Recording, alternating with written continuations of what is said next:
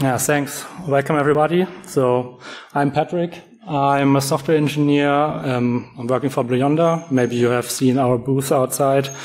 What we are doing is we do machine learning for retail. So, for example, if you go into a grocery store and want to buy a banana, we make sure that there actually is a banana you can buy, so that the supermarket is not out of stock. And on the other hand, we optimize that at the end of the day, there are not too many leftovers, so that there's no waste or not that much. And at Bleyonder, we do almost everything with Python. But today, I don't want to talk about machine learning or retail. I want to talk about Python dependency management. And this whole packaging and dependency management topic in Python is quite emotional topic, I would say. So, for example, a few months ago, there was quite emotional discussion on Reddit, where authors or users of different tools were fighting which one should be the one recommended tool and so on. And I was actually a bit surprised about that, because I couldn't understand why people are getting so angry because of something like this. So personally, I think Python managed dependency management in Python and packaging is not perfect, but works good enough, at least good enough for me, so that I can focus on the real problems, like predicting bananas, for example. But what are we actually talking about today? So at first, I want to go about a few general things and what are actually the problems. And then I will pick a few of the current tools. There are lots of tools actually by now. I will pick a few and just show what they what are their features, but I won't make a comparison in the way, okay, tool A has this feature, but tool B doesn't. So, because that's kind of negative for the one tool, but maybe tool B doesn't even try to solve this particular problem and so on. Okay, so let's start. So let's imagine we have some piece of code, this Python module, banana predictions, and now we want to make this available to others, because others could also benefit from our great banana predictions. So how do we provide the code to others? So you could upload the script on some website so that users can download this, but the usual way is you create a distribution. So you do that via setup tools or distutils. So you have this setup pi. Here's an example, pretty simple, just this setup function with a name. You put in a version, and here we say, okay, we have just one module which should be packaged, kind of. So, and with the sdist command, we then can create a source distribution. And that's just an archive with our code and some additional meta files. We could also use create wheels instead of source distributions, because source distributions have the problem that it sometimes, as it can take pretty long when you install them, when you have code that has to be compiled, and wheels kind of solve that problem. So how can users now find your code? There's the PyPI, the Python packaging index. There you can upload your packages, and others can find your package and then download it or install it. So how do you upload it? There is the upload command. The problem with that is the upload command doesn't use HTTPS. So what happened then? Another tool was created, Twine, to solve this particular problem. So now, if your project grows, you might want to reuse other libraries you find on PyPI. How do you do that? There's setup tools with install requires, so you can just put in a list of the libraries you want to install. And yeah. So, but then how do you install packages you find on PyPI? There's yet another tool called pip. Before it was easy install, but that had quite some issues. So now the standard way is pip. And next problem is when you have multiple projects which benefit from the banana predictions library, and when you need multiple versions for whatever reasons of that library, then you kind of need dependency isolation. And how is that achieved? Yeah, there's yet another tool you have to use, and that's virtualenv. So with virtualenv you can create an isolated Python home, basically. So the next thing is when you have developed something, you know the requirements you have installed and the versions with so with this particular versions your project really works. And if you move that to another machine or some other developer wants to use that, you kind of want to have the same version so that the other developer can start with a working project. So you want reproducible environments. So, and there is kind of this requirements.txt file. So if you have installed packages with pip, then you can do a pip freeze, then you get a list of all the packages you have installed with the exact versions, and you can dump that in a requirements.txt, and someone else can install that. Okay, so now what do we have? So we have multiple tools for the whole workflow. We had pip, virtualenv, twine, and so on. Another minor issue is that pip itself doesn't have real dependency resolution. So if you have a bigger project with lots of requirements, then it might be that the dependencies cannot be resolved because there are multiple of your dependencies depend on the same dependency with different versions and so on. Another problem is that for those reproducible environments, you actually need multiple files. So if you want to deploy something into production, you don't want to have your test packages or dev packages, whatever. So what is usually done then, you create, in addition to the requirements.txt file, a dev requirements.txt file. Or a test requirements.txt file, whatever. Another problem is kind of the inconsistent usage of requirements.txt files, because is really the left side here what you want with the with all the dependencies with the specified version. So the left is basically what you need, but on the right is that what you actually want. So you just want SciPy. You don't really care that there's SciPy depends on NumPy and so on.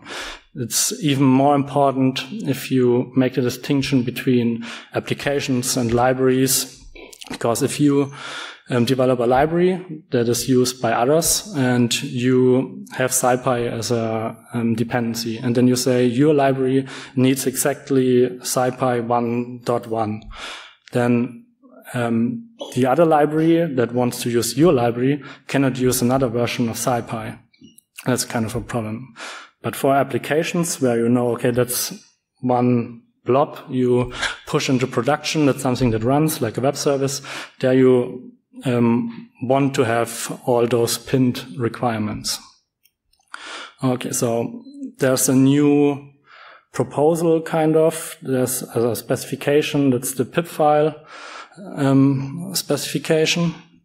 And the pip file is a TOML file. It's human readable. There you would specify your dependencies, your dev dependencies.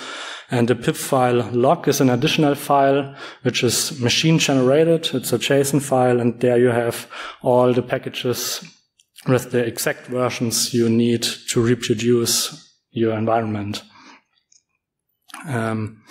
So another problem or limitation can be that if you need a more complex build, then extending distutils or setup tools is not that easy or not that nice. It's just not a nice developer experience. So to solve that, and you cannot say, okay, I don't want to use distutils or setup tools. I bring my own, but that will be possible with those two PEPs. So there's one PEP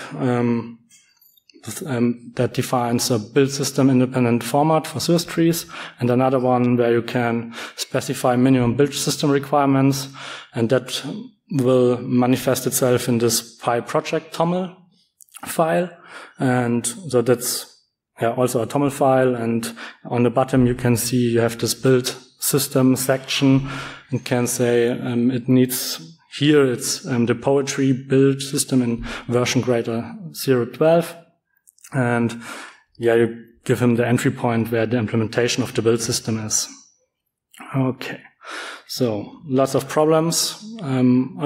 There are proposals how to solve one of them, and what kind of happened over the years is lots of people made attempts to solve those issues, bring a better workflow where you don't need lots of tools, but you have one, and so on. And if you look at the current landscape, there are quite a lot. I didn't even know half of them before the talk, actually. So there's pip-tools, there's Bento, there's poetry, something Flit, Hatch, Conda, Pipenv. There are other approaches like Pans, Basil. Actually, if you are interested in Pans and Packs, monorepos, there's a talk I recommend. It's tomorrow by Stefan Erb, a colleague. So you should really check that out if you are interested in dependency management and so on. And so lots of tools. Every tool is the best, of course. So I don't have the time to present all of them. I also don't have the possibility to go too much into detail. I picked those four: pip-tools, poetry, Hatch, and Pipenv. Those are also, so at least poetry and Pipenv, the two tools which were the reasons for this emotional discussion a few months ago. So let's start with pip-tools. It's the most simple one, actually. It's just two command line tools, pip-compile and pip-sync. And what it does actually is it kind of improves the spinning workflow. So you can define one requirements in file is the convention where you specify the dependencies without version constraints, and pip-compile will then generate out of those a requirements.txt file. And it also has this pip-sync command, which synchronizes your virtualenv with an updated requirements.txt file. For example, if you update the requirements.txt file, you call pip-sync, then your virtualenv will get exactly those dependencies. So dependencies that are not needed anymore will be deleted and so on. How does this look like? So you don't need this requirements in file. Actually, you can just use a setup py with the install requires list. And if you call pip-compile, you get this requirements.txt. And what's nice is you even see where dependencies of dependencies come from. So here we see that, for example, urllib3 was pulled in via requests. There's also the possibility to use pip's hash functionality. So you can use minus generate hashes. Then you get more security so that you can really be sure the package that is downloaded and installed is really that I used before. Yeah, if you want to upgrade dependencies, you can use pip-compile -upgrade. Like I already said, pip-tools improves this whole pinning workflow, and yeah, but it's pretty simple. And it brings better dependency resolution than just pip. So then there's pipenv. Pipenv does a little bit more. It's a wrapper around pip and virtualenv, so that you don't need those tools, don't have to use those tools by hand anymore. It has also lots of convenience features. So if you install a package, for example, and you don't have a virtualenv yet, then it will create one for you, so you don't have to do that manually. If you want to install a project that specifies a certain Python version, so let's say the needed Python version is 3.7, and you don't have Python 3.7, but you have Pipenv installed, then pipenv will install Python 3.7 via Pipenv for you. And pipenv implements this pip file specification in addition to set a py. And pip file itself says actually it targets applications, not libraries. So pip file and pip-tools you would use for when you create an application, and when you want to develop a library, you would stick to setup.py and define your requirements and so on there. That's how a pip file looks like. Like I already said, it's a TOML file, and you have this separate sections for main packages and dev packages, so you don't need multiple requirements.txt files anymore. And this optional section where you can specify which Python version you want to use. So the log file here, there's nothing really special. It's a JSON file. That's lots of metadata, and on the bottom you can see the dependencies with the exact versions, and the pipenv also uses hashes by default. And the list would just go on. What's nice when you are developing your project and then you install a new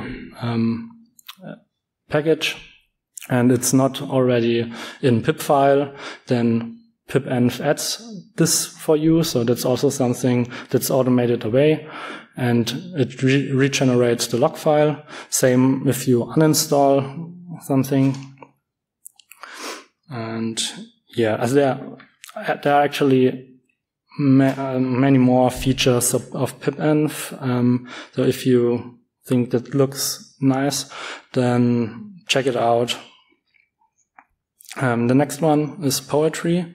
So that's a little bit different of what it wants to achieve, actually. So it's really not managing the dependencies, also building the packages and publishing them. It also is a wrapper around pip and virtualenv, so it also has this automatic virtualenv creation. Instead of this pip file, it uses the PyProject TOML we saw earlier, and it generates a poetry log file as a log file. And it claims it has a better dependency resolution than other tools, but I don't know, maybe. And it can also scaffold a project for you. So if you want to start, you can just use the new command, and then you get a basic Python structure. And you see here the PyProject TOML. If you add your dependencies, it also updates the PyProject TOML file and the log files and so on. It's the same as in pipenv. It has a version command so that you can bump the version of your project. So you can give them arguments. Do you want to bump the major version, patch version, and so on. When you use the build command, it creates source distribution and a wheel file for you. Then you can use the publish command to upload it to PyPI or some internal Python index. And yeah, that's how the log file looks like. So it's also TOML. And you can see here we have the requests dependency in version 220, and then below you have all the dependencies requests specified. And if we would, if the whole file would fit on the slide, then we would see the same sections for the other packages. So urllib3, for example, would also be main package there with a pin version, and you would see the dependencies urllib3 has. So that's kind of recursive. Okay, that was poetry. The next one is Hatch, and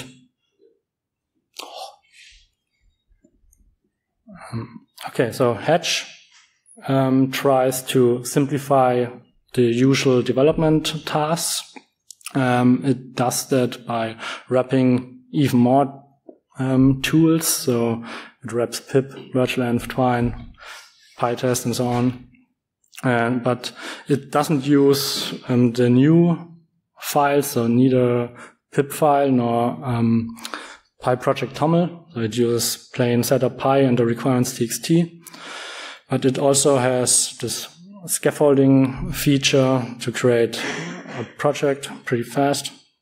When you use hatch install, you can specify a package, or if you are in a project, then it would just install all the requirements that are specified in setup.py, for example, and it also creates a virtualenv for you if there's none already. You can execute tests with Hatch. So it would execute PyTest. You can also use the coverage flag, so you get a coverage report too. It's actually working pretty good. So I tried that with a private project. I just cloned it, executed Hatch test, and it picked up the test requirements.txt file, installed everything, and could execute the test. So it's pretty nice. It, like poetry version, Hatch has a grow command. So to bump the versions, you can also specify major, patch, minor, and so on. It also has a build command to create source distributions and wheels. To upload to PyPI, it has Hatch release. And those were the tools. Like I said, all those tools have actually more features. I just don't have enough time for everything or to go too deep into detail. Check it out. I think all the tools are nice and solve problems. The question is just, does it solve your problem? So if you ask yourself now, which tool should you use? I really don't know, because it depends, like so often in software engineering. But what you can do is you can ask yourself some questions. So what is it you try to achieve? So are you building a library? Are you creating an application? Or what is even more important, in my opinion, or I recognize that when I played around with the tools, I am pretty biased because of our Blue Yonder infrastructure and so on. And so I was sometimes, when I saw the features those tools bring, at first I didn't even understand why you would need this or so, just because I am used to the tooling we have at Blue Yonder and how the infrastructure looks like, how we deploy to production and so on. So should not forget something like that either. And I think that's already it. So, yeah, but the takeaway message is really, there is not one tool that solves everything. It doesn't make sense to create a shitstorm or, yeah, a flame war, whatever. Thank you.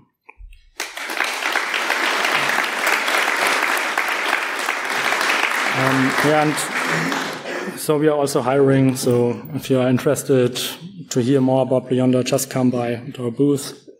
And I would actually prefer no questions, but I would be happy to talk with you. So if you want to discuss more, then just find me. I'm here the whole week. I'm probably at our booth at some point. Yeah, thanks.